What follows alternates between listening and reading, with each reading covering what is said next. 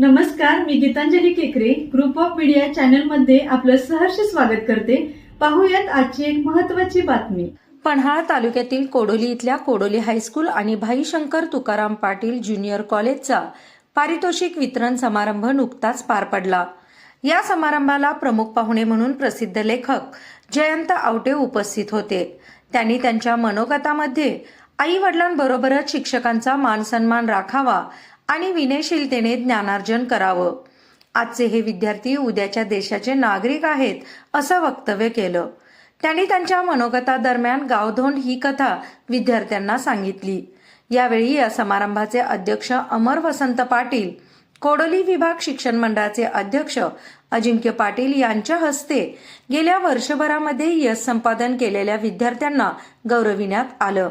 यावेळी बीबी जाधव, संदीप रोकडे, वसंत पाटील, विद्यार्थी आणि पालक उपस्थित होते। ग्रुप ऑफ मीडिया चॅनलला लाईक करा, सबस्क्राईब करा आणि शेअर करा।